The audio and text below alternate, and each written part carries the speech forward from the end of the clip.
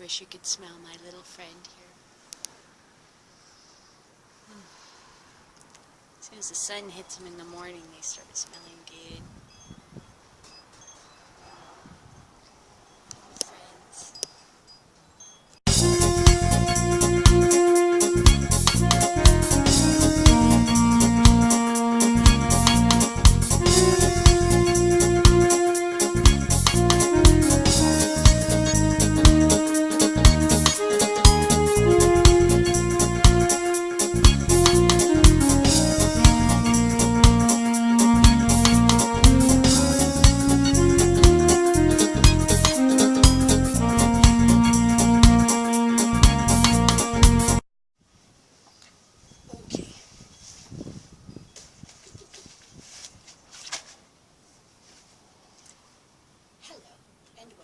To this edition of Wake and Bake News. And how are you on this Wednesday? It's Wednesday for me. I didn't do a show yesterday. I was relaxing. Butterfly, stay away from my plants. Anyway, I was kicking back and just enjoying myself and feeling good about where we're at. Then this morning I read one tiny story. It got me really emotional, but it just zoomed my attitude to the moon. Okay?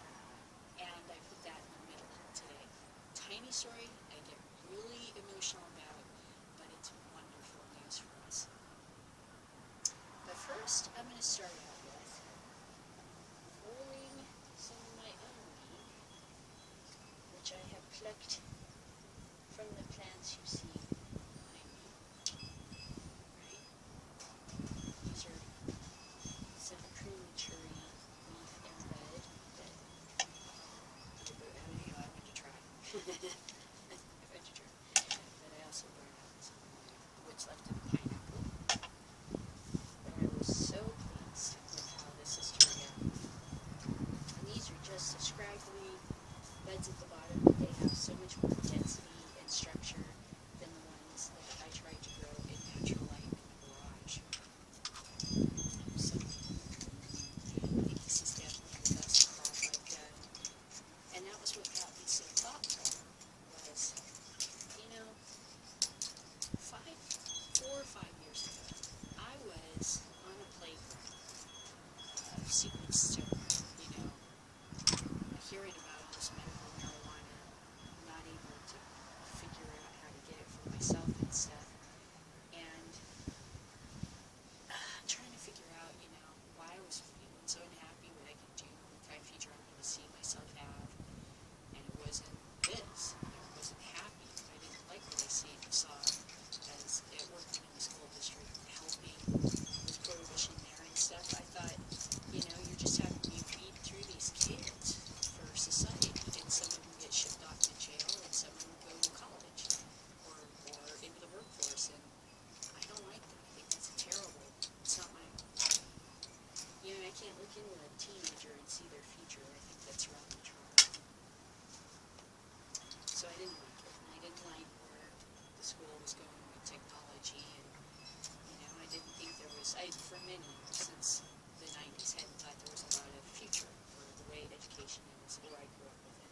Not that education is important, but the type of education we've been offering for the last, 80 years is kind of coming to an end, and people are not handling that very well.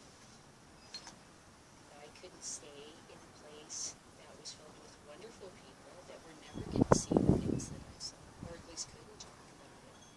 And the atmosphere was extremely unhealthy, because I was around people that were, you know, football fans. When you're in the education system, football is inevitably tied to it because it's a moneymaker. And those fans tended to drink. So here we are on campus together, and I have to enjoy this culture that allows these things to happen, and yet, which is fine, but no alternative. And certainly a person like me, if I was to say, well, I don't drink, I smoke pot, that would have been the end of my job, that would have been the end of our friendship, and their respect for me. But they can stand in the hallway for 45 minutes, every football season, every day, every Monday, and talk about the big game and how they were still hungover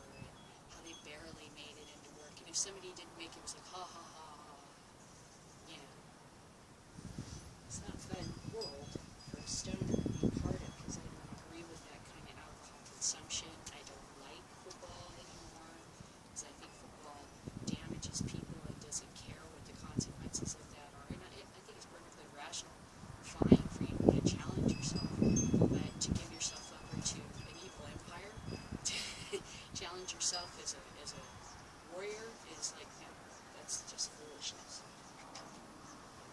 And that football's kind of an evil empire right now.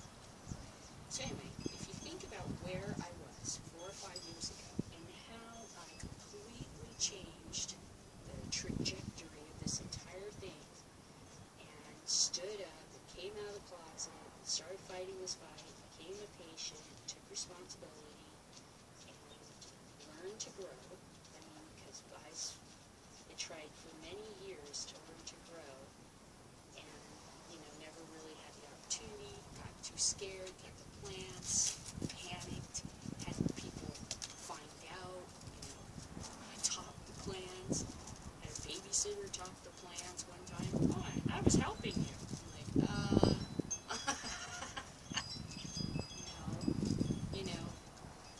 So, I've had quite a few derailments in trying to learn to grow. So to be able to get to this point is amazing. And to be able to do it just before our legalization hits in California was something I worked really fucking hard on for the last, since I got my car. It must be like over 3 years now.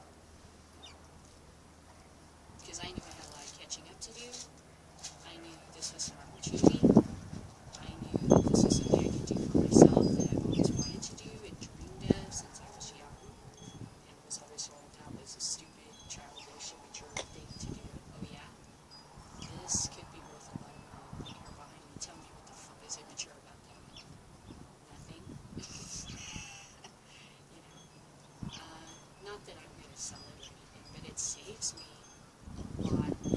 My husband looks at it and he's very happy because all he can think about is all the times I'm not going to ask him for money fully. This makes me happy right here.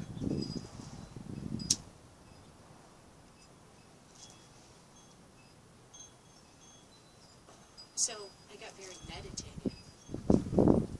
This has been like a 5-year plan I had.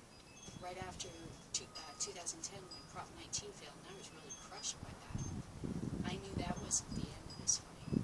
Just like when I saw medical marijuana fail in Florida, I'm like, oh, you watch, it's coming back. You have no idea, this thing's on the move. This is a wave. That's why I kept saying, paddle in, wax your board. I started saying things online, in some of my comments, repeating some themes. Hey, police, does it feel like your angels are holding you back? Does it feel like you're caught on something, like you can't move forward? Because what you're doing is wrong. What you're doing is against the Lord. That's why it feels like you can't gain traction. Because literally your angels are holding you back. You're doing it for the right reason. You're doing it, you're serving evil. Not that I'm like a real religious person, but some people are. That's a really good way to explain it. Why do you feel like you can't move forward? Why do you feel frustrated? Because you know what you're doing. Come on. You know what's going wrong. This turned into a for-profit situation, and that's where your honor, which is more valuable than your life, went away. When it became for-profit, there went your honor. You sold it. Whether another cop was the one who sold it, or you did, or you're just part of a system that sold it, your honor goes with them because you're all wearing the same costumes. You're all dressed the same. You all look the same. You all have the same haircuts. You suffer the same fate because you try desperately, like other uniform groups, Ku Klux Klan and stuff, to all look exactly the same. When you get a disease, you all catch it the same.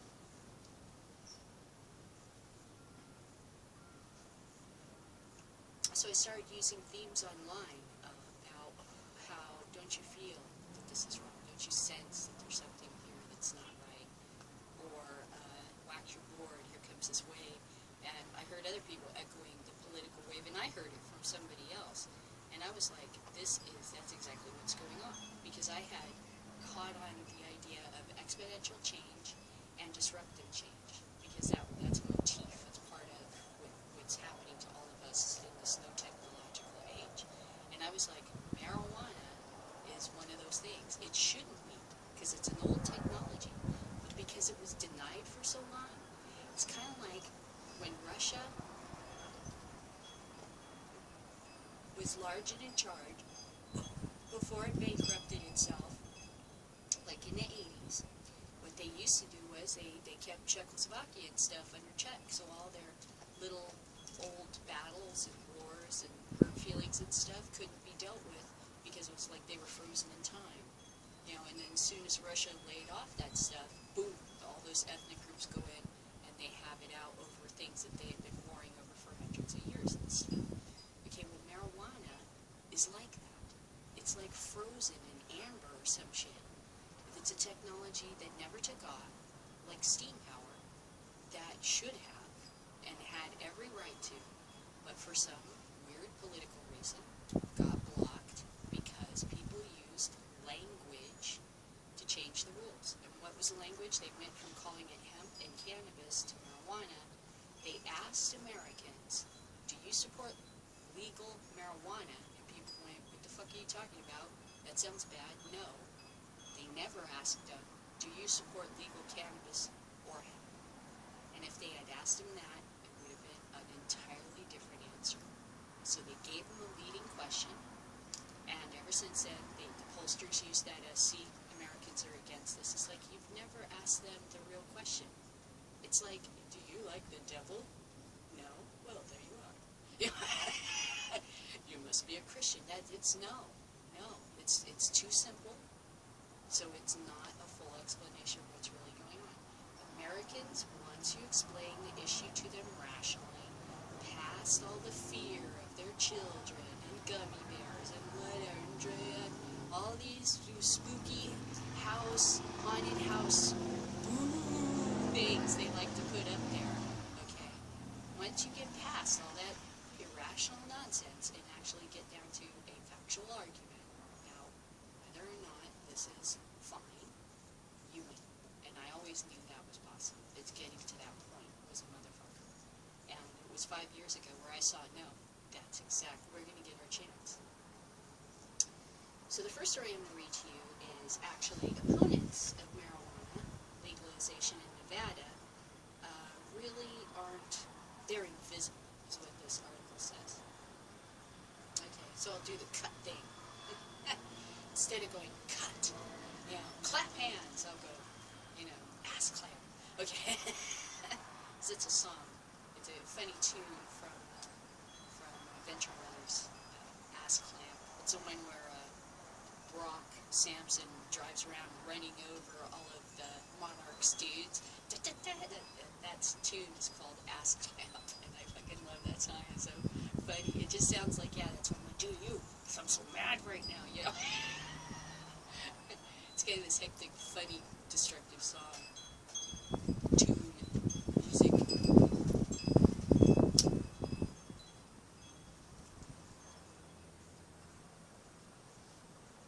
Anyway, the video for it is hilarious, where he's just got this look like one eye's twitching. He's like, turn, yeah, turn, and he's just running over guys. I wouldn't advise doing that to people, but it's such a funny scene from the Venture Brothers. I was just like, holy crap. Shocked and, you know, entertained at the same time. Okay, so here's a story from Las Vegas Journal Review about what's going on with the initiative in Las Vegas in opposition. So far, so good.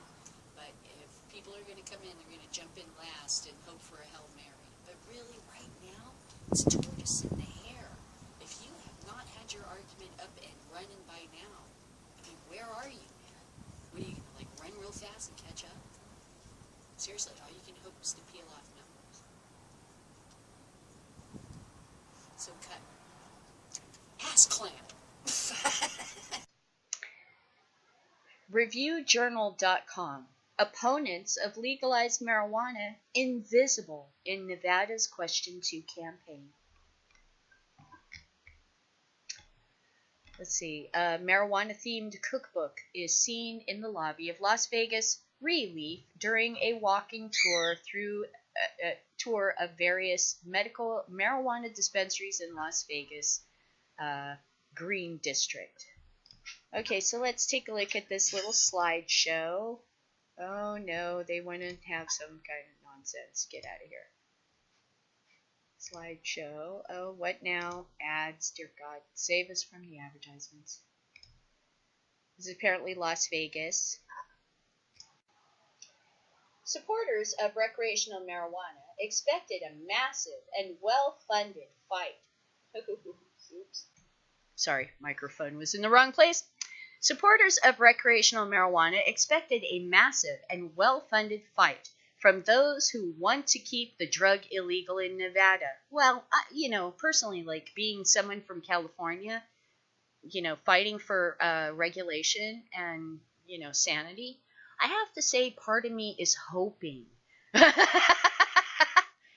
Please come, waste your money here, because then you can't use it to fight legalizations in some other state. Please come to where we have 2/3 of the population and blow your money out your dumb ass over here. Smart approach to marijuana, but that's a different issue. But in Nevada, apparently they're not showing up, which is very interesting. But with less than 3 months until Election Day, Nevadans have heard little from anti-pot groups. As of Monday, no Las Vegas television advertising slots had been purchased or reserved by any anti-legalization groups, according to the Federal Communications Commission website. If a majority of voters support Question 2 on November 8th, adults 21 and older will be able to buy, possess, and use marijuana legally without a prescription. Well, I think the reality is that as California goes, so does the West Coast. Because if California legalizes and you don't, God help you. And we will enjoy watching you suffer. And it's not like anybody's going to do anything illegal. It's just going to be the way the market works.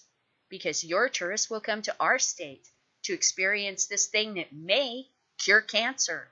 It'll be like a health vacation. It's not going to be to use illegal, illicit drugs. It'll be to see if this will work for my kid, or for my arthritis, or for my asthma, or for my cancer.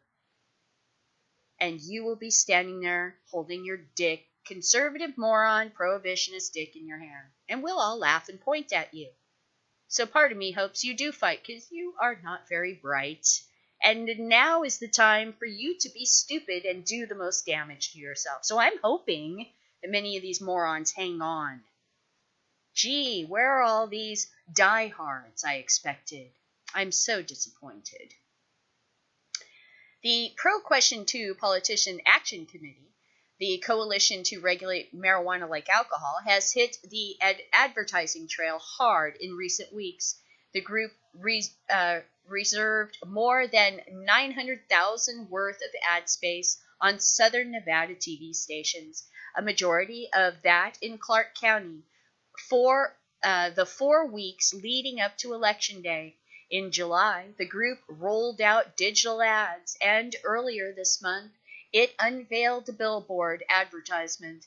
At least 3 Nevada-based groups have formed to fight Question 2, but most of these groups have done little or no advertising.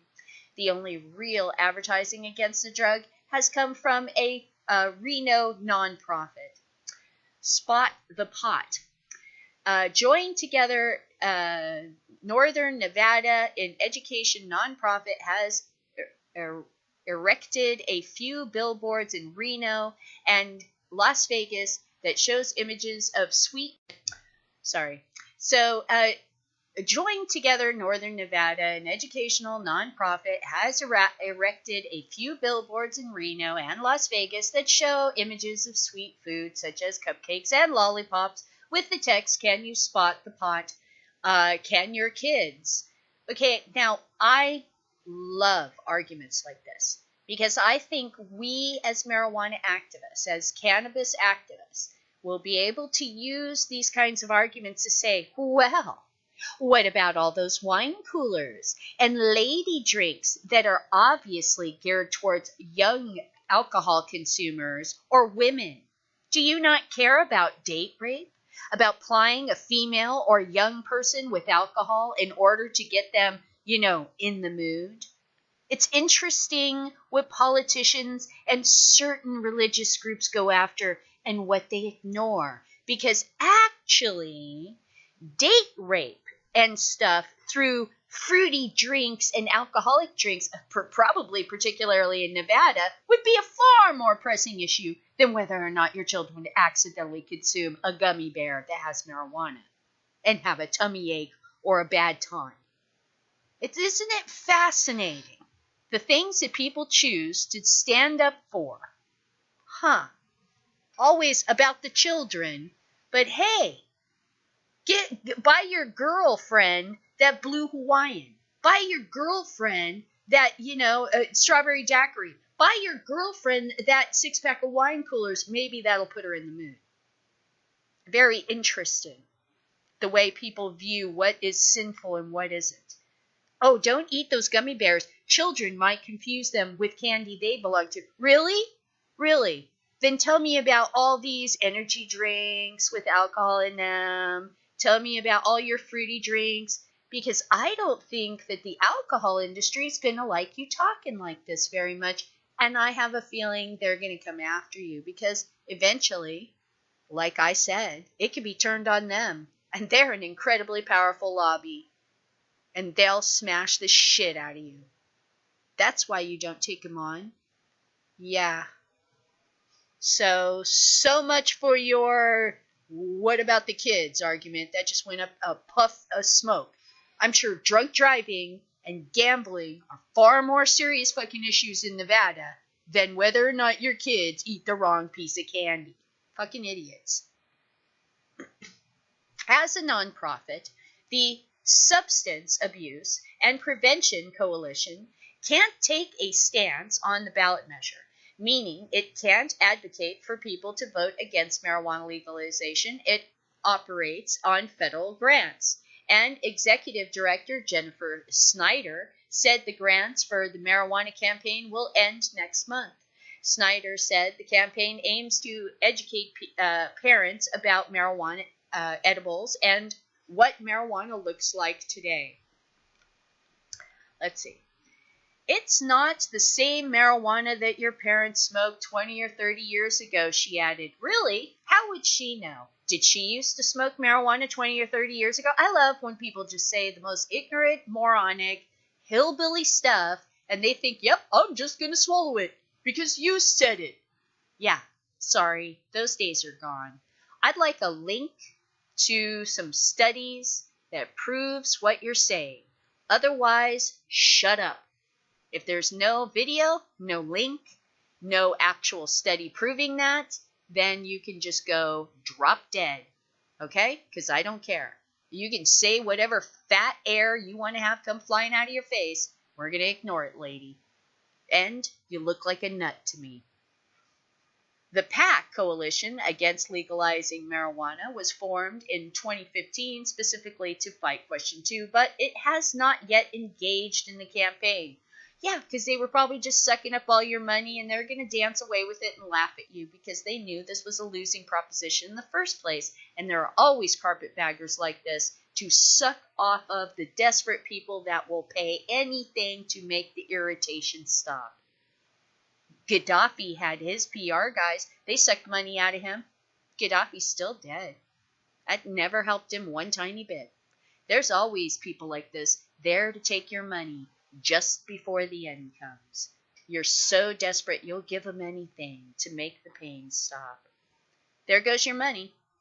The group did not file any contribution reports with the Nevada Secretary of State office for May 24th and June 10th, reporting deadlines. The most recent filing from January 15th reported nothing raised or spent.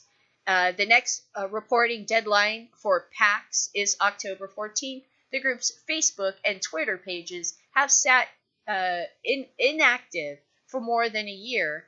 The most recent posts on both social media platforms came on March 12, 2015. Coalition founder Jeff Kay did not return phone calls seeking comment. Yeah, because obviously there was nothing there. It was like when they were running 75 different marijuana legalization ballot measures in California, and there could only be one, trust me, none of those idiots had the money or ability to do that. And the news tried to come out like, there are now 75. But how will this possibly, if it's so confusing on the ballot, no one can vote for this. Remember all that shit? Yeah. Please remember this in future elections. These guys talk a lot of shit. You can hear them losing when they're talking sometimes. And that kind of talk is losing talk. They got some new losing talk, and you're hearing it here. What about the children? They're going to confuse the edibles. Blah, blah, blah, blah, blah, blah, blah, blah. Yeah. Lose talk. That's what you hear when people are losing an argument. New anti-pot group, but a recent formed group might make a late charge against the legalization effort. In other words, a late formed group might be able to sucker a few more idiot prohibitionists out of their money, separating their money from their wallet. Yes, you'll pay anything to make the pain go away, sucker. You'll pay anything. But a recently formed group might make a late change. The Anti-Marijuana PAC Protecting Nevada's Children was formed August 18th. The group listed president, local attorney, and campaign operative Daniel Stewart did not return phone calls or emails seeking comment for this story. In September 2015, Stewart joined the GOP political consulting firm November Incorporated, which has worked on several Nevada campaigns, including those for Governor Brain Stonebul or whatever, and U.S. Senator Dean Heller, both Republicans. Oh, yes. So, in other words, it's basically a joke. And it's really there to just sort of bolster some Republican. So, probably Donald Trump. Some of the state's top elected officials, including Sandoval, and most of the state's sheriffs and police chiefs, those that stand to lose so much at the end of the drug war, have declared opposition to the measure. U.S. Senator Harry Reid, Democrat in Nevada, a supporter of medical cannabis, said earlier this month that he isn't sold on recreational weed. Yes, the police lobbies and prison lobbies still hold his chain and yank on it every once in a while. So Harry's doesn't have freedom of action right now. He's still got that prohibitionist dick in his mouth.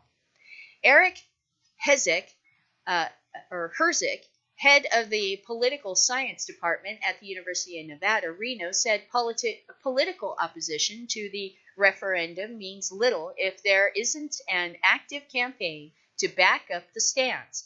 If you're able to run ads, if you have people who are making calls, knocking on doors, it doesn't matter if Brian Stovall says he's opposed to it. Herzig said, yeah, exactly. It's kind of like some people are doing this just to have like a credential or say, I fought marijuana legalization in Nevada. Yeah, and lost. And that's what happened to Smart Approach in marijuana. Haven't they been riding around telling everybody, I fought marijuana? Yeah, and lost, and lost, and lost, and lost again. Gonna lose some more. But they keep writing it on their resume like, this is a winning approach. This is good to put on my resume. I didn't win shit. They just kept steamrolling over me. Okay. 40 years ago, he said marijuana was considered the assassin of youth, the gateway to heroin. But the public's view on weed has undergone a drastic shift over the decades. According to the Gallup poll last year, 58% of Americans support legal marijuana. In 1996, 1969, when Gallup first asked the drug should be legal, it found only 12% of the country supported it. Now, right here at this 12%, I want to stop because we love to read through these things and not think sometimes. They asked the American people in a Gallup poll in 1969 if they supported marijuana being a legal drug. Not cannabis, not hemp. Marijuana, a word that was created by Harry Anslinger in order to villainize this product because people had financial reasons at the time. I mean, all of the newspapers in the country that were very powerful, we've all seen Citizen Kane. Remember Rosebud? Did you know that that dude fucking that played Citizen Kane, right? He grew pot. Yeah, in an interview, he said Orson Welles. He goes, "Yeah, I got to go back to Vegas or to my home in Vegas or something. I got a little marijuana patch I'm tending." He said that, or not in an interview, but like to a different actress or some actress that he knew. So he smoked pot. I mean, he drank wine like crazy. I wish he'd smoked more pot, less wine. But I mean, I wouldn't put it past Orson Welles at all. Why do you think he's saying Rosebud at the end of that fucking? Why do you think the sled is named Rosebud? Because he's kind of backhandedly saying, you know, the motherfucker I'm playing in this movie, the Citizen Kane motherfucker, he's the one that villainized marijuana, cannabis, made it marijuana, helped to make it marijuana. You know why? Because he was invested in lumber companies for his big newspaper fucking empire. Selling newspapers isn't just about selling the words on the page, it's selling you dead trees, lumber that you store in your home. You store on bookshelves, trucks of it, transporting it to schools. Big, huge, strong guys unloading logs of lumber with words printed on it. It's an illusion. It always has been. He understood that. He knew that the decorticator would make hemp a much more readily and more logical form of paper, right? You don't have to bleach hemp. You don't have to put it through all the chemical things that you have to do to paper to make it paper. Paper yellows if it isn't treated. Where do you think all those chemicals and shit go? Into our rivers and streams. So did they ask the people in 1969? I mean, think about it. Were they stupider than us? No, they weren't. They were asking them a leading question. And they keep bringing it up like this is a thing. It was a leading fucking lying bullshit question. How many of you support marijuana? Well, nobody fucking hardly knew what that shit was, and if they did know, it was evil. They never asked them, how many of you support cannabis or hemp? Okay. A KTNV TV Channel 13 Rasmussen Reports poll of Nevada voters released in July found that 50% of those surveyed supported legalized marijuana and 41% opposed it. Attitudes have relaxed so much on marijuana that it's hard to find an activist group that would organize, pound the streets, and donate money to fight it. Wild card. But there is a wild card who leaves marijuana supporters anxious. Staunch marijuana opponent Sheldon, aging fucking old ass, looks like a fucking lich in a Dungeons and Dragons adventure, Adelson, the chairman and CEO of Las Vegas Sands Corporation, who is also secretly a little bit invested in medical marijuana just as a hedge. Marijuana supporters like State Senator Tick Sigerblom, Democrat, Las Vegas, points to Adelson's financial backing of the anti-marijuana campaign in Florida in 2014, when the voters narrowly rejected legalizing the drug for medicinal purposes. Now stop right there. Do you think Adelson was dancing a jig? Do you think he spent all that money and almost lost? And he was there like, yay! Not if he's a smart businessman, he wasn't. He was like, oh shit. You know what? If I had to choose that fight again, I wouldn't get into it. I lost a lot of money on that, and they're still going to legalize medical marijuana in Florida. So what exactly did he gain, except time? Adelson contributed more than $5 million, yeah, which is worth nothing today, and went up in a puff of smoke because that ballot measure came right back, and now Florida's ready to fucking vote on ballot measure 2, right? So much for Adelson's money. And this is what I was hoping for so many other prohibitionist suckers. Come spend your money in a state where we're going to just run right over you like a train. Come. Throw your money down a hole like you always do. You're so good at it. Now's the time. Now's the time to put up your best effort, fool. That way we make sure you're finished. I'm sure he don't want to cough up another $5 million. Okay. The amount to 85%, that amounts to 85% of anti-marijuana groups' total funding in Florida at the time, I guess. Adelson has not contributed money to anti-marijuana PACs in Nevada this election cycle. As of the most recent campaign, well, he did buy a newspaper in Nevada and had them basically change their stance on this, but nobody cares. Everybody knows he bought it, and everybody knows that he's a prohibitionist, and now prohibitionist is like saying you're a member of the fucking KKK. Respect in the toilet. Gone. Finished. Done. You use that word marijuana anymore as a prohibitionist, and you're done.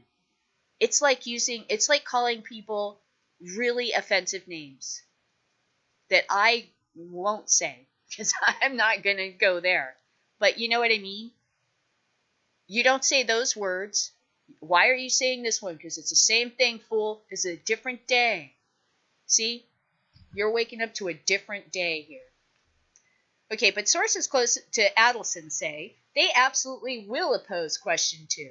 The source said it's unclear what form that opposition will take at this point. He's not afraid to spend it when he wants to. Yeah, that's a catch. That sentence is very telling. And does he want to? Adelson could come in overnight and turn everything upside down. No, not necessarily. He could throw a lot of money at something very late. That's a tortoise in the hare. The tortoise is going to win. The tortoise has been trudging away. What's Adelson going to do? Pour it on at the end, try to make up that? Come on, dude. The tortoise in the hare. That's fully the tortoise in the hare. We're 10 weeks out. What can the fool do except peel off numbers? Which he could. He could change around Arizona, but it's just going to flip over next time when he's busy trying to defend Florida. I mean, seriously, you think the guy could throw around $5 million in every state in the union? And that's what's getting the beat. That's what's getting the beat. It's getting more expensive for these bitches. It's not so easy anymore. They find that they have to fight it all in their onesies. Okay, so he's not afraid to spend it when he wants to, and you always have to be nervous. Says that, he could turn everything upside down. Yes, you should be nervous. I've been through so many elections. I saw Las Vegas throw so much money trying to stop Chumash casinos, and guess what? They just wasted all that money. It didn't stop shit.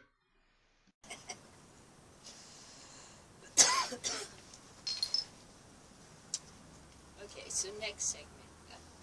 So after that story, I'm going to read you this one that got me emotional. Stop smoking this for a second. Try to talk.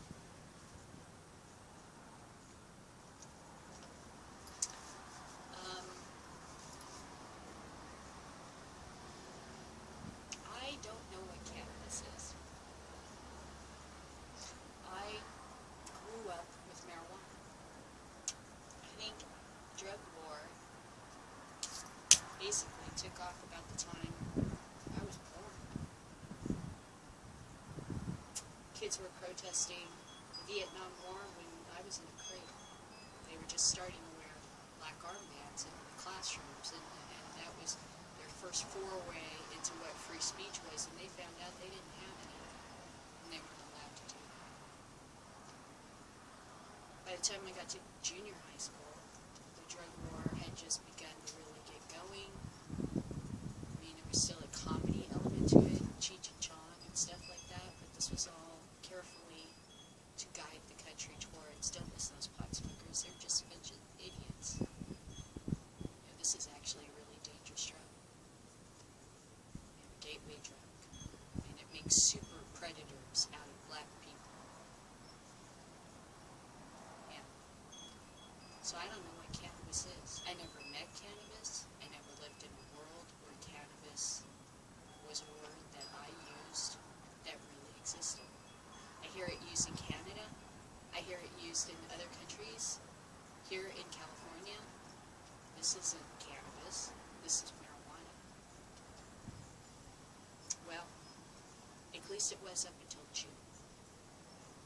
Because apparently when no one was looking, Jerry Brown, in a rider, added on that the government here in California eliminated the word marijuana from all of its regulations for medical cannabis. It is no longer called MRSA. It is now called MC something or other. Okay? So it's medical cannabis, and the word marijuana, the dick of prohibition, is finally out of their mouths. And Jerry Brown signed that. And I'll tell you what, I'm reading this story, and when I didn't read it, I'm a little emotional talking about it now. I kind of started to cry a little bit. Out of all the fucking shit we've talked about, it's all been the battle of politics, but we've never talked about actual forgiveness. And part of being forgiven is to have people stop calling you names. Calling what you do names. Calling you a spick, a kike, what do they call it, nip, a hun, an N-word that I won't use. It isn't, these wars don't end till you stop using the language of war. And the word marijuana is a word that was made from racism to replace the word cannabis, to trick the American people into making people like me criminals. And creating the black market that exists now, and the money-making opportunities that they were probably hoping for all along, or at least began to realize that they saw and said, hey, let it go, let Rome burn while I fiddle. I'm making money. It's just new property I get to build on. We didn't need that library or that poor corner of the country anyway. Let it burn under the fiery war of the drug war. Those people aren't nothing but trash anyway. Let Katrina wash them out. Isn't that the kind of thing that this all stemmed from? So to hear that my state government is finally recognizing that the word marijuana is a war word, it's a fucking insult. And it's the exact same as if a KKK member walked up in his white robes, opened his robes, and put his penis in your mouth. If you are a principal, a teacher, a police officer, or the President of the United States, or me, a stoner, using this word, it is that KKK racist member's penis in your mouth. And you need to take it out. And you need to start using the proper word, like I did, cannabis. It was never marijuana. Marijuana was a propaganda word, like all the propaganda words we create, and we need to recognize them. Even the President of the United States has this word in his mouth. Marijuana is safer than alcohol. Marijuana. He has that KKK guy's open road penis in his mouth right there. For all to see. For history to see. No matter how many people he commutes, and God bless him for doing that wonderful work. Okay? So, in his favor, he recently commuted a person that was given a life sentence for supposedly selling LSD and marijuana. Both substances are not nearly as dangerous as alcohol. And I don't think anyone's died from either. Not directly. Alright? So kudos to him for doing that. I'm not ready to step into the LSD argument. That's for other people. I did this one. This one, cannabis. That was my flag. This is my flag. Everybody, I understand the need to regulate other drugs, but I'm not going to argue about stuff I'm not the flag bearer for. Okay? I'm the flag bearer for this. Straight up, that's it. Everything else, I have tolerance for. I understand. Please don't use it to the point where you harm yourself, and please always take care of yourself and know I love you. Yeah. Alright, so here's a story that really, it cracked my heart exterior. My heart boiled after Depression, I'm sorry, the Great Recession. Great Recession, much like in old movies, the way the girls are all hard-boiled eggs, you know, they're mob malls, they're no longer cute little girls waiting for the men to come back from the war. Oh, honey, I hope you come back from the war. I'll write you letters. No, after the Great Depression, all those women were hard-boiled eggs, streetwise, and that's what we all are now. We're all hard-boiled eggs. Okay? So this one cracked me. You'll see it. It's a good one. All right, so Assclamp. Assclamp. People who don't smoke or have never habitually smoked usually have so much information and are experts on marijuana. Rolls eyes. That is so funny. Yeah, no kidding. How many people have you met who've never smoked pot in their life or never smoked at all, but have so much critical scientific evidence, but no personal experience? Okay, here is a huge story, really. It's subtle, but it's huge. Marijuana changed to cannabis. The budget trailer bill, SB 837, approved by Governor Jerry Brown at the end of June, changed the name of California's medical marijuana regulation and safety act, known as MMRSA, to apparently cannabis. So they're changing the word from medical marijuana to medical cannabis. Okay, so I wrote this in my Tumblr underneath it. Hey, this is huge. They are finally, Kelly, you gotta correct that, taking the dick of prohibition, the word marijuana, out of their mouths. That is huge. Even Obama has that dick in his mouth. And I said that before. Remember, Obama says marijuana is safer than alcohol. He is still sucking the cock. And so am I, of prohibition. As long as prohibition exists, okay, that racist word exists. And all of us that use it, including me and President Obama, are engaging in a behavior that is really bad. Good, yeah, get rid of that one. You know, there we go. And then I added this image from Harry Anslinger, which of course I had to copy off the internet without save copy because it's got a million lines of text, which means it probably has a virus. But if you just screenshot, you can just make it in your Paint, and you still get the same thing without all the viruses.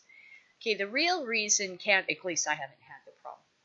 The real reason cannabis is illegal. Meet Harry Anslinger, head of the DEA from 1930 to 1962. Quote, most marijuana smokers are Negroes, Hispanics, jazz musicians, and entertainers. That literally describes two of our presidents. One was a jazz musician, Bill Clinton, and the other was a Negro. Their satanic music is driven by marijuana and marijuana smoking by white women, and marijuana smoking by white women makes them want to seek sexual relations with Negroes, entertainers, and others. It is a drug that causes insanity, criminality, and death, and apparently gets you the presidency, but Harry didn't mention that at the time. The most violence-causing drug in the history of mankind. Many people say the system is racist, but don't call out the number one reason for institutionalized racism, the drug war. One of those people that calls out racism in the system is Barack Obama, and yet in his mouth is the dick of prohibition, marijuana. That word is a racist, hood-wearing, white KKK motherfucker's dick in your mouth. Marijuana. Doesn't it feel good in your mouth? And it feel all night, feel that spongy head? Gross, huh? Every time you say the word, you are using a word that is based in racism and that has been instrumental in destroying communities and lives in our society on purpose as the same thing that we do to places like Afghanistan, we do to Chicago. We do to places where there are predominantly black or Hispanic communities. We let them drown like rats in Katrina. Every time you use that word, marijuana, every time I use it, that's a racist KKK motherfucker's dick in your mouth. And until that day, the time comes when I don't say it and you don't say it, and we all fucking know why we don't say it. Just like we don't say a lot of other words that are fuckers' dicks in our mouths. Things that, Hitler used to say. Things that racist KKK members used to say. That shit don't make it into your mouth. Why is this word there? Jerry Brown and California, the first politicians I've seen who took the racist KKK dick out of their mouth. But it's still in the mouths of many politicians in Washington. They're waiting to see how the experiment goes. That's how long that dick's going to be in your mouth. And that includes Hillary Clinton. She needs to change. She needs to evolve. Help the country evolve. Because everybody keeps saying the word marijuana, it's racist. It's like calling what this asshole used, Negroes. We don't fucking use that word anymore. And who in the hell thinks jazz musicians are agents of Satan? Since when? Okay? Does that even have any place in our time period? No. And this is where all this retarded shit came from. Sorry, that's insulting to handicapped people. They are far more intelligent than these fucking idiots. Please excuse my frustration.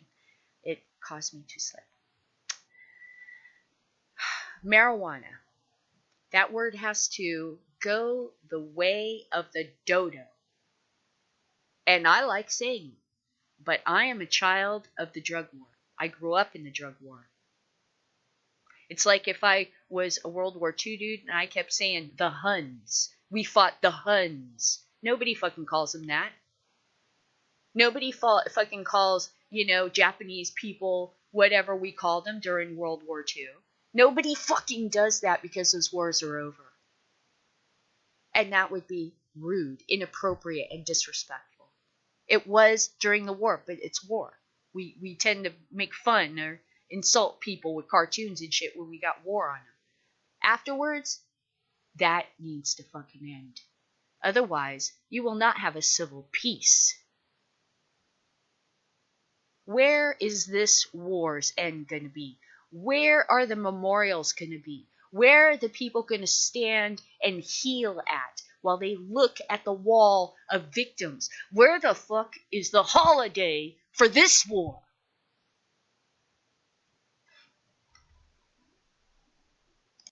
So this is from something called the trinityjournal.com. Marijuana changed to cannabis. A budget trailer, Bill SB 837, approved by Governor Jerry Brown at the end of June, changed the name of California's Medical Marijuana Regulation and Safety Act, known as MMRSA, or MRSA, to the Medical Cannabis Regulation and Safety Act, now called MCRSA. Among many other things, the bill also changed the name of the newly formed State Bureau of Medical Marijuana Regulation, BMMR, to the Bureau of Medical Cannabis Regulation. Furthermore, the trailer bill changed all references to marijuana or medical marijuana to cannabis or medical cannabis. Throughout the text of the legislation passed, I'm going to just fucking cry reading this. That's fucking amazing. That's amazing. That's like you stop calling us fucking names. Thank you. Fucking thank you, man. Fuck. Stop calling us fucking names, assholes.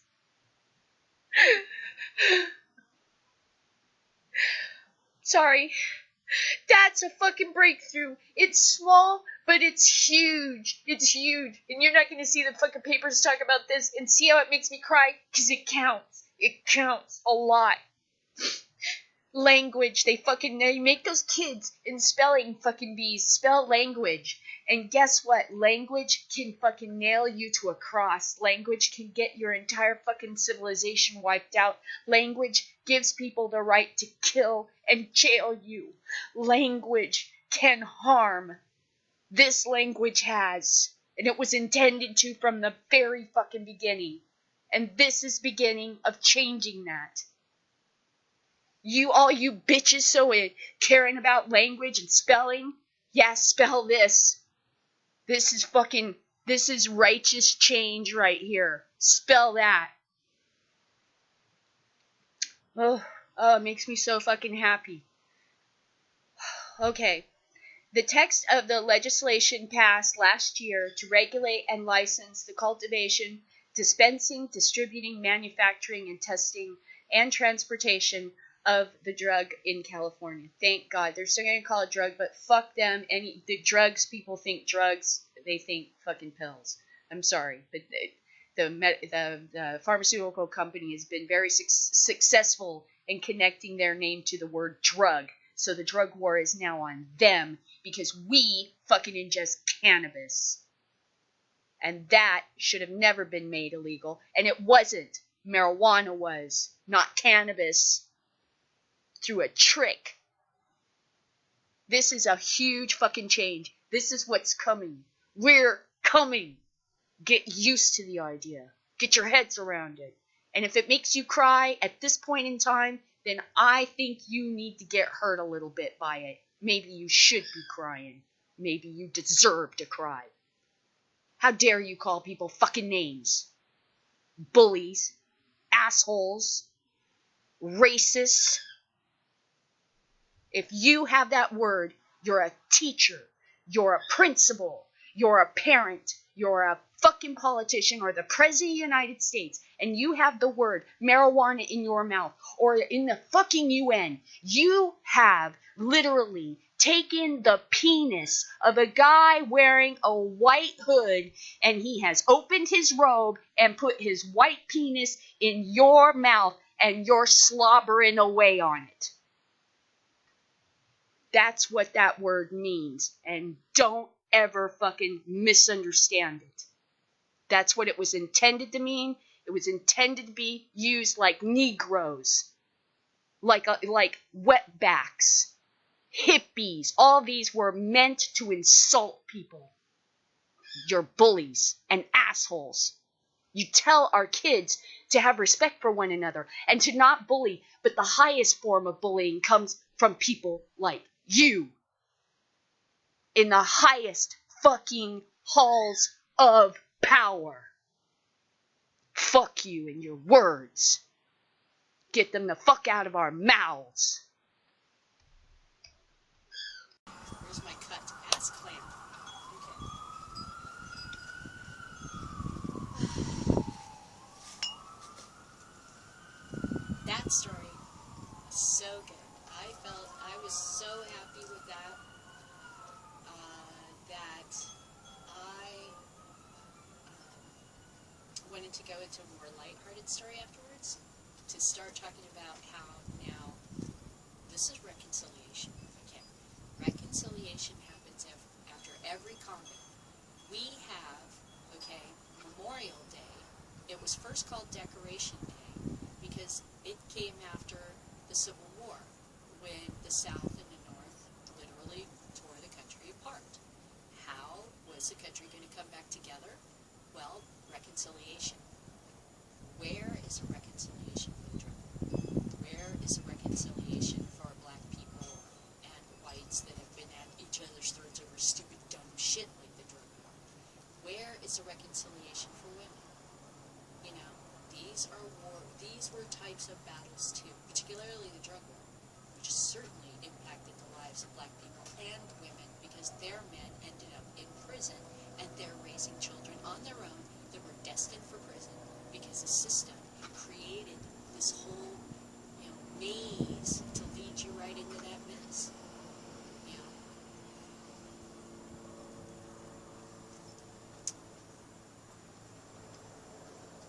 So, I'm going to read you the story because it's not from High Times Magazine. It's very lighthearted. I'm going to read it to you because it's not from MaryJane.com. It's not from the usual suspects. It's from Forbes, which has been doing a hell of a lot of stuff about marijuana, which is like bizarre for someone like me to be reading the straights actually start taking it seriously. And that kind of also concerns me because I don't want to end up in the same boat kind of Freddie Pritchard's in right now, and that is, it never occurred to him, and I can understand why, that the people that profess to dislike marijuana so much in Canada suddenly went to jump into the business as soon as they lost the argument. He never saw that coming. I don't blame him for that, you know, but now you know what kind of really dirty motherfuckers you're dealing with up there. The government that told you this was so evil suddenly wants to be the only source for you to buy it. That should be I'm sorry. That is totally suspicious right there. That's the same as Donald Trump says he wants to deport Mexicans and Hispanic people are dangerous and all these really insulting things he said. And now he's made an appointment to go down to Mexico, get on his presidential knee pads, and suck on the president of Mexico's penis in front of all of Mexico to try to make up for these things that he said during the election. And his campaign's all hailing this as some kind of win. He's turning it around. No, man. You don't get to zigzag back and forth like that without losing everybody and being on your onesies. You know, you turn here, you lose these guys. You turn there, you lose them. Come on. There are consequences. So some people are coming around, like Forbes. It's amazing. Yeah. Some people are removing the penis of prohibition from their faces and stop suckling upon it, and are actually like, hey, we better start investing in this kind of journalism like the cannabis did in Colorado, because there are people out there that have real adult concerns and don't just want to see gummy bears and snapback heads and fairs, even though those are fun, perfectly fine. We got to talk about things like fertilizers and pesticides and different kinds of bugs, and that's really the kind of issues I have. Light, you know, fertilizers is definitely up there. You know, my brother had set up this aquaponics thing for my mom, which is great. And he's got tomatoes and basils. They're not growing marijuana, it's my mom's house. But he was bored, and he wanted to start growing something. He sees me doing this. So now he's all getting into these websites about aquaponic gardening and, you know, self-sustaining gardening and stuff. And I'm like, this fits in exactly with my plan for the next 5 years, which is we're all going to end up on some nice piece of land in maybe another part of the state, another state, with some tiny houses, and bitchin' ass little garden and everything outside, aquaponics garden. And that way we can provide tilapia for our group as food. We have solar power. We can live off the grid. Not that we're trying to be like, you know, cult or something, but I'm just looking for a sustainable way for our family to be able to live together and yet still have your own privacy and be in the woods and have opportunities for walking and cutting wood and exercising and having a garden. And then also a robotic car drives up, picks you up, and takes you to town or down to LA or whatever. You know, access to everything. So that isolation would, you could have drones delivering the things that you need, you know. So I'm like looking at the future. It's going to be this with the garden and everything and the sustainable living, but robots and drones and automated this and that. A little mix of both. So I think a really cool future. So when I saw my brother Richard was getting into this experimenting with aquaponics and got the goldfish and got the tank set up, and I was like, damn, that's really cool. That means my garden isn't just for this or that. It's the entire food distribution system. That is very cool. Okay, so that's kind of how I would see our future in the next 5 to 10 years, is we're all going to start moving towards a really nice, imagine in the future the style of marijuana smokers going to change. We're going to live more, we're going to be hippie back to earth, but with robots and shit like that.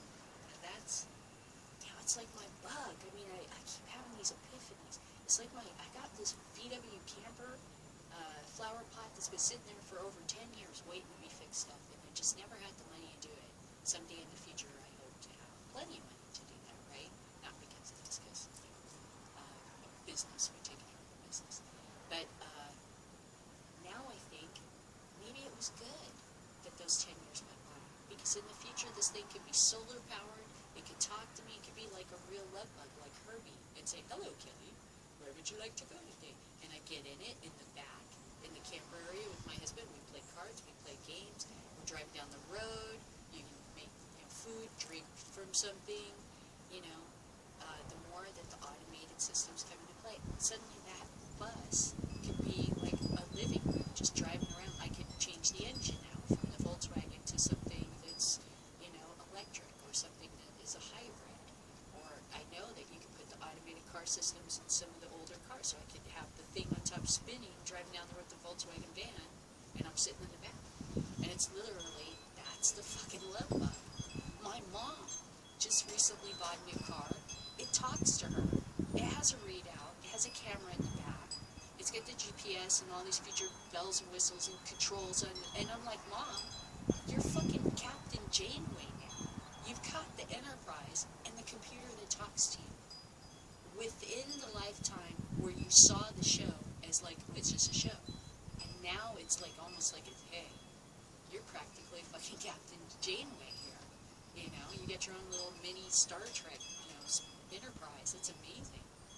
So the shit is fucking changing and fast, and I'm not kidding. And it's going to get faster, which is going to be interesting. Because, excuse me, scratch me. Change is exponential, which means the more things you discover, the more questions you have, the more you discover. So instead of having 2 questions, now you have 4. Those 4 questions get answered. That's going to lead to, and so on and so on and so on, like the shampoo commercial. And they told 2 friends, and they told 2 friends, and so on and so on. Exponential change. And then disruptive change is when the change disrupts old systems that we had. Like, for instance, Finland just elected to try, which my husband went, holy fuck, okay, because these are conservative countries. A little bit about money. Finland and Switzerland like have banking systems where rich people hide their money. And Switzerland voted this down, but Finland just accepted an experiment with guaranteed income. $600 per working adult in the country per month. And then like so much for your kid. This would give people the leg up so they can take a shower. They buy clothes to go for job interviews. They don't have to be pulling them up by the bootstraps from the gutter, from the river bottom, trying to find a place to shower, get healthy, get their teeth fixed so they can go to an interview, find training, all by their onesies, or through the generosity of religious groups that are just going to indoctrinate you, that would give people an opportunity to just go out and find jobs. Plus, having the extra money to spend means there's guaranteed money that's going to be spent. That means there's guaranteed people are going to be hired to accept this money for whatever goods and services these people are going to be buying. Clothes and getting shit for work is definitely going to be on the list. Food, basic.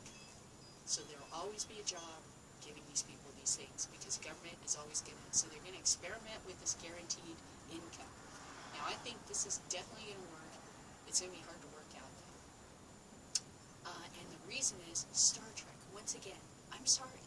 How can a normal person go to work, like for the education system, worry about the society's children when your tooth hurts? Okay? When you need eyeglasses and you can't read because now you're old, but your insurance isn't covering it. You don't have insurance. Or you don't make enough money, even if you did have the insurance, to pay the fucking deductible.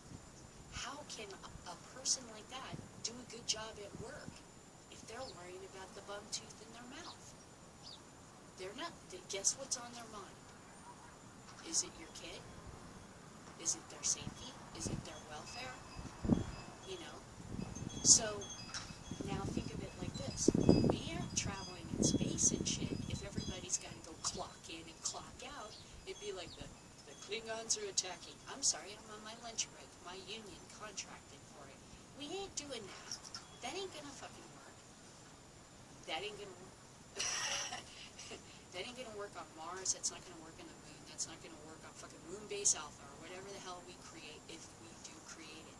So if we are going to think about moving to those places, what's gonna happen is they're gonna establish their own fucking colony, tell us to fuck off, have a completely different form of civilization or government or whatever, and we're gonna have to contend with that. And it'll be real.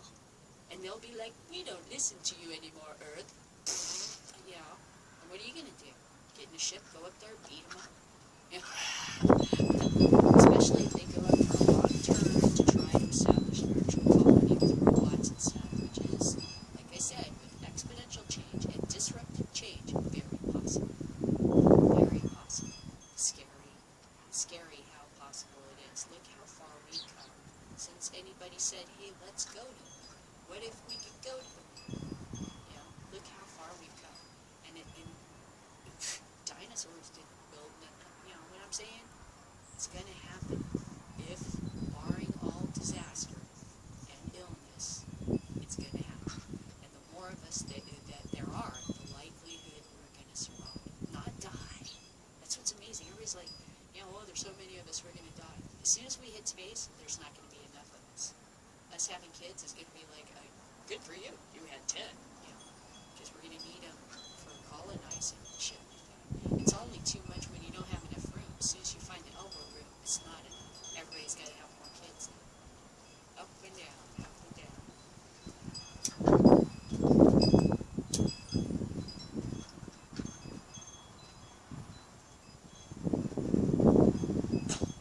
Sorry. It sounds more like Dungeon Master thoughts for a GURPS campaign in space. Okay. GURPS is a general role-playing game from the 80s where you can play in any scenario, superhero, space, Dungeons and Dragons, and medieval, you know. And so, talking about stuff like that, it sounds like storytelling from the 80s, but storytelling from the 60s looks like reality today. The stuff that my grandpa read about in pulp magazines, which is another thing that happened to me. I went to the comic book store I used to work at in high school. And I looked in the back room where my boss, Ralph, used to have all of his pulp comics. They used to sell these dime science fiction novels with short stories in them, like at bus stations and you know, bus stops and stuff like that, because people were bored, trade stations.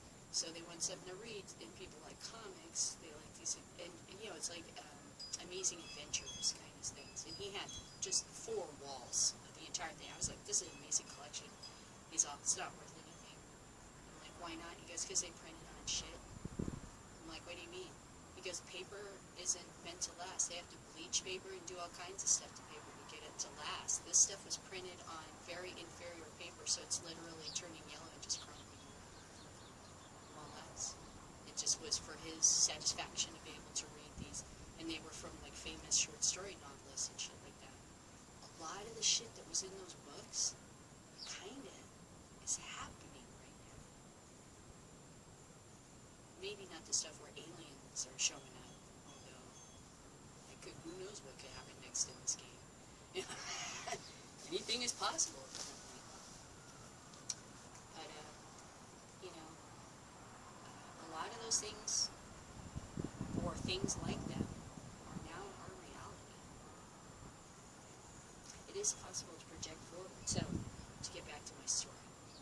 Here we got this Forbes story, which is, you know, just an innocuous, cutesy little story about the marijuana industry that you would expect from any other kind of an industry, gaming, any sort of commerce. But the fact that this is Forbes magazine, the fact that this is a Bong, it's just fucking amazing to me.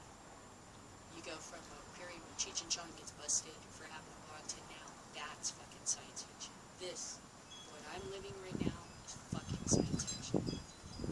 So Forbes says, a $30,000 Bong, yes, it's art glass from the marijuana world, from the cannabis world. said in the story when I'm reading, I go, okay, are they going to need to like put up signs that says for tobacco use only for the art class? Because if this was 15 years ago, there would have been the DEA running in and confiscating your art class and smashing your museum to shit and telling you you were a drug dealer, a peddler to children. You know, but way, way back in the olden days, Piss Christ would have been pornographic. Look how fucking fast things change. It's just like boom, boom, boom, boom, boom, boom, boom. And within the time you're alive, which is a trip ass. It's tripping me the fuck out. Okay, so, Assclamp, here's that story. Assclamp! Here's how crazy things are getting with marijuana. I'm going to read you this story, not because it's a big news story. I'm going to read it to you because it's not in High Times Magazine. It's not in the Cannabis. It's not in MaryJane.com. It's not in, the Green Rush. It's not in whatever all these other it's in Forbes. Forbes. People, hello, wake up and smell the marijuana. All right, I need to get used to saying cannabis now. Right on. Okay, I can do that. Okay, a 30,000 Bong. Yes, it's art glass for the marijuana world. A gallery owner who goes by the name of Mr. Gray is hosting an exhibit for family and friends of art glass marijuana water pipes and bongs in New York City. Yep, they have now discovered the art glass. And the art glass picks, seriously, women go nuts for the art glass. I know I do. I know I come from a long line of knick-knack collectors, glass collectors, pottery collectors. My great-grandmother, my mother, and we would travel across the country and stop in certain states, Nevada, and places to pick up certain pieces of pottery, or an ashtray here, or someplace in Missouri, some piece, or a cuckoo clock, which is not pottery. But you see what I'm saying?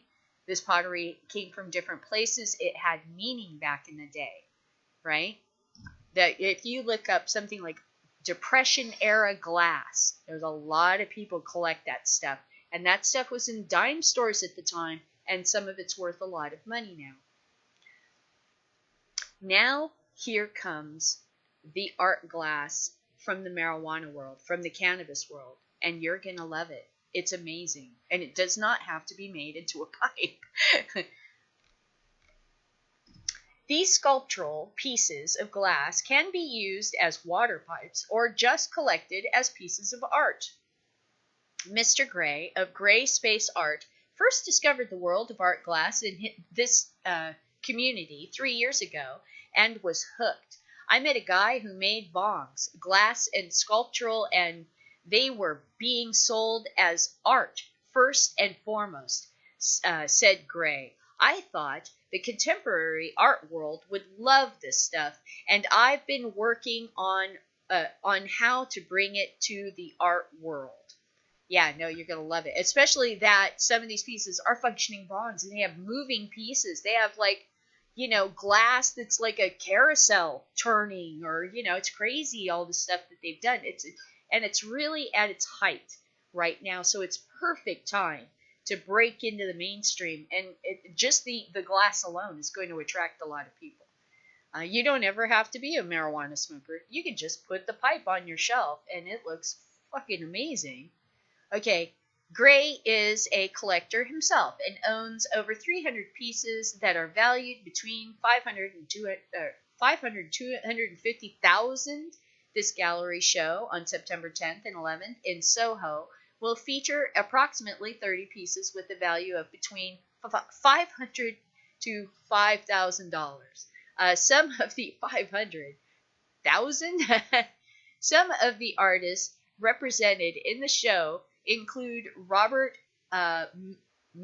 Mickelson, who sometimes spends up to 3 months working on a piece. Marijuana is illegal in the state of New York, except for limited medical purposes. Yeah, why aren't you talking about what do they call these things in New York? Do they call them bongs or are they called water pipes? What are they, for tobacco use only? Is that going to be all over this display? I'd like to know more. If you had no idea this group of artists existed, then check out High Times magazine, which highlights a glass artists of the month. There is also a glass contest at Champs trade show for counterculture industry. The first prize winner this year was Chris Hurley, who took home a check of about $10,000. Other high-end art glass pipes can be purchased from the website Functional Glass Art, which sells pieces that can sell for as much as $7,000. Well, I mean, there's like, go online, you can see lots of videos of art glass for this pipe glass and stuff like that. On YouTube, there's tons of videos how to blow it, hours of watching people make pieces. Gray believes these artists deserve a high-end gallery to represent their work.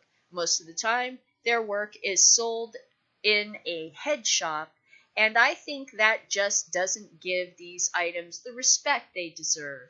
Well, usually people would be afraid that the DEA would bust in and say that you were selling paraphernalia or something. I mean, you wouldn't believe the crazy, stupid, retarded, I'm sorry, I said it again.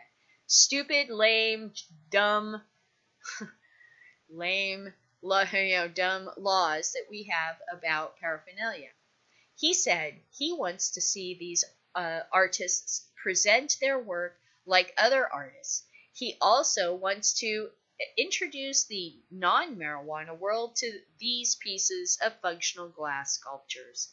Gray summed it up by saying, I want to see their work in the best possible way. Yeah, well, and once you see these pieces, you will want to own something small of your own that does not cost $30,000, and that's where the real commerce begins in this. Because, sure, I went to go see the King Tut exhibit, but I didn't buy the mask. I bought a little trinket in the gift shop on the way out, and that's where the real money is.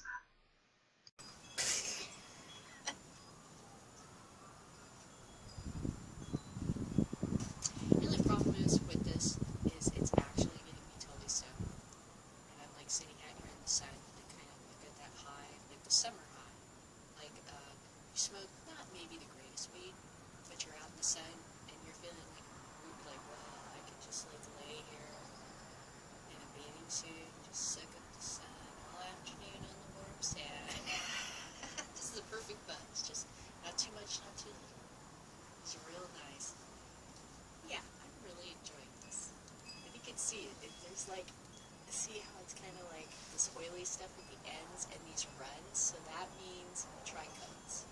Because that's the oily resins that are melting as I hit the joint. It runs up the joint and you'll see it like a little river of dark resins that have been slightly burned. That's when you know your weed is good.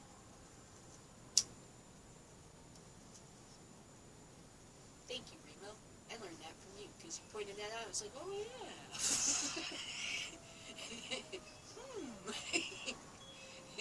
Alright.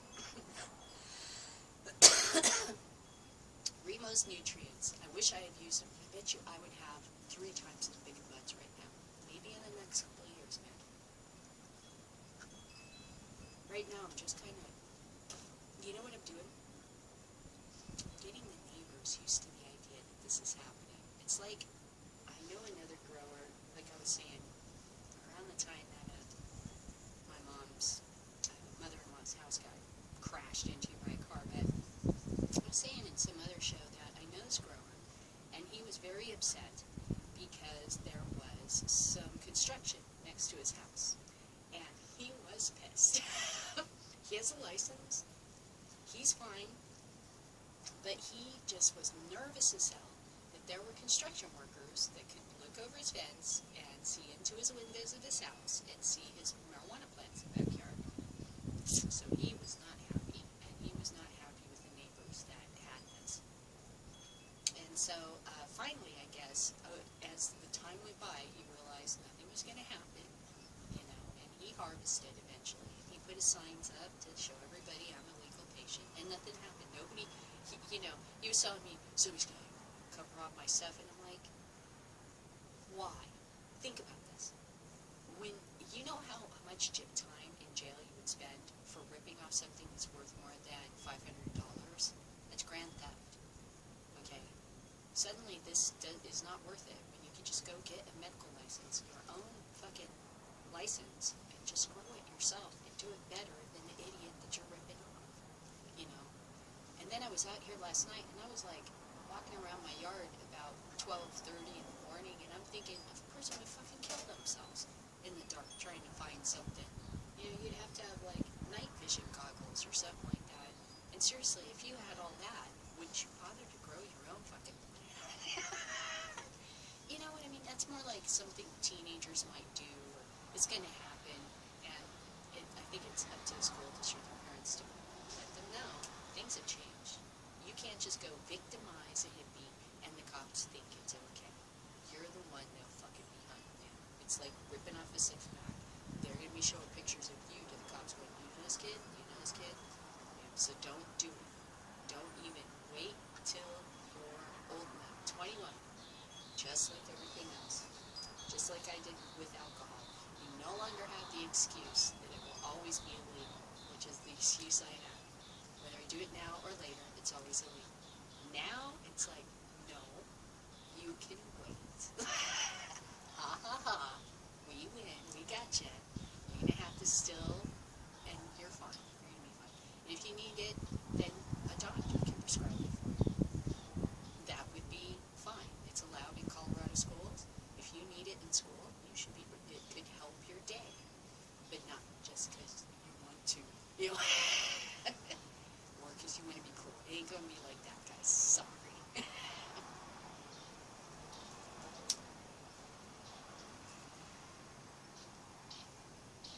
That's a whole point to me getting involved in this.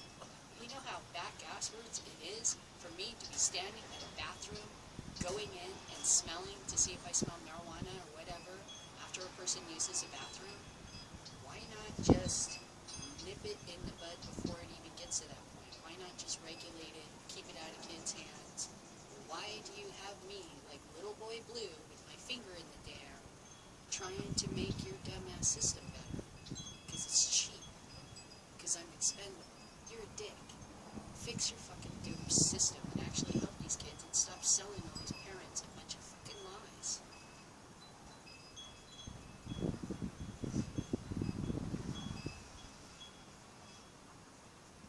What about the children? What about you? What have you been doing for the children? Looks like more you figured out a system so you never are unemployed. Somehow those kids just never get better. They're always criminals. What's up with that? I thought the whole point to rehabilitation is at some point you get to be released back into society, not re-punished every time you go get a job. They gotta ask you if you got a record. That's punishing a person twice. To me, that's cruel and unusual, and it affects innocent people such as their possible future spouse and their children and their grandchildren. And you have no fucking right to do that to me. So, what you're doing is cruel and unusual, and it got against the American way kind of thing, too. Now, if they're really bad guys, it's still not okay. I'm sorry. I hold you to a higher standard. You don't get to be a bad guy to get to be a bad guy. I know it makes your job easier. Cry me a river. Go do something else if you don't like it. But you don't get to cheat because your job is hard. Sorry. That's the way it is. I don't have sympathy for cheating. Alright, so that's the end of my show for today. I'm gonna go sit in and out of the hot sun now. I'm just really fucking so happy right now. 10 weeks. What can they do? I mean, what can they do? This plant would have to go and molest a child. And even then, I'm not sure that that would mean anything. Somebody, you know, it's like they try to keep writing stuff like, your children will be confused by marijuana blah, blah, blah. You know, what else have I seen that's ridiculous?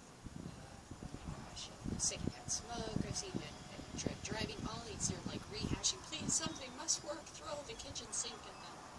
This thing is not going to do nothing but sit here in the sun and grow. That's it. It's not going to harm anybody.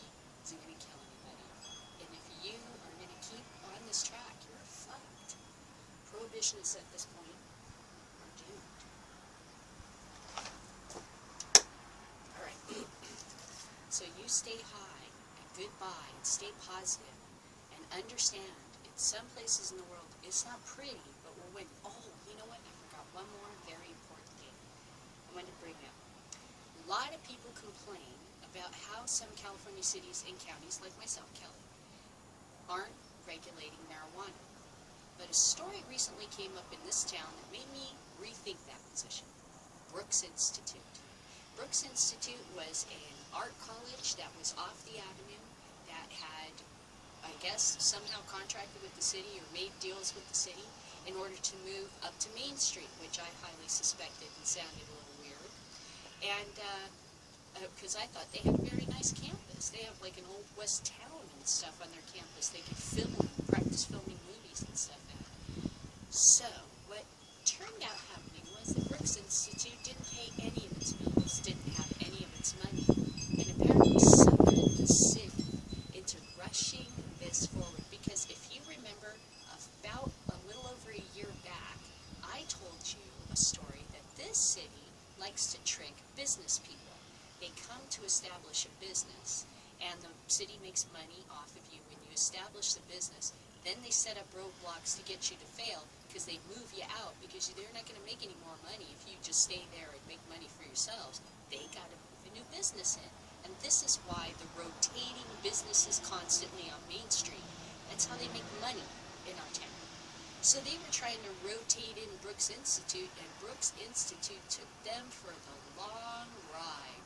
And I'm starting to wonder if it wasn't a little bit on purpose.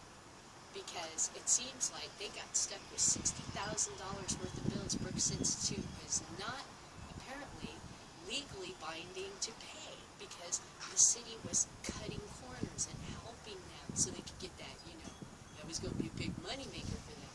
And now it looks like Brooks Institute has completely reneged on everything and left them hanging high and dry. Good for them. They deserve it. They're dickheads. Alright, so I'm like, you know what? This is very interesting.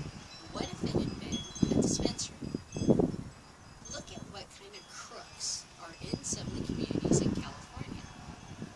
So, if you really look at the way my town is, it's mostly restaurants and bars that inhabit Main Street now.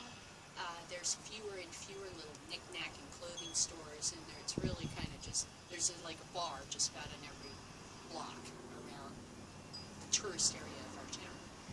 Okay, which is understandable. But those are the only guys who can deal with the city hall's bullshit. That's why they can you know, have pretty established businesses that stick around or they don't. But they do move in and out quite a bit. They stick around longer than most businesses. The businesses I saw stay the longest were the thrift stores. Made no money for, you know, the town. They were there for years. Paid low rent. Suddenly this game started to be played on Main Street where they started fixing up Main Street. And I was like, oh no, this is great. They're going to have a movie theater. And then it was just rotating businesses. I like that business. Where'd it go? Why is it gone? It was only there for the summer. Because this is the way City Hall makes money, right? Well, maybe some of these places shouldn't have dispensaries. Maybe they're just, there's reasons why they're blocking them. It's because they're beholding probably to these guys with the alcohol. And also, they're crooks. They're crooks. They're just outright crooks. And the minute they start accepting this stuff, I'm thinking maybe I should worry. The minute my city starts talking about regulation might be the moment I should start to worry. Because look at what happened with Brooks Institute. Okay? They see money. They start tripping over themselves to open doors that maybe shouldn't be open. And close doors for other people that should. So, think about this. California is a politically complicated area. Remember the city of Bell. These bitches are not here because they're nice. the 70s, they were nice. They're not nice now. They're cutthroat businessmen from LA, and they're not fucking around. So maybe I'm not so unhappy now looking at the Brooks Institute fallout and thinking to myself, you know what? Maybe regulation could wait in this area, because it sounds to me like there's some, things that need to be dealt with first. Like maybe some, I don't know, indictments or something ought to be handed down, some investigation ought to be done there. Because that just shouldn't have happened at all.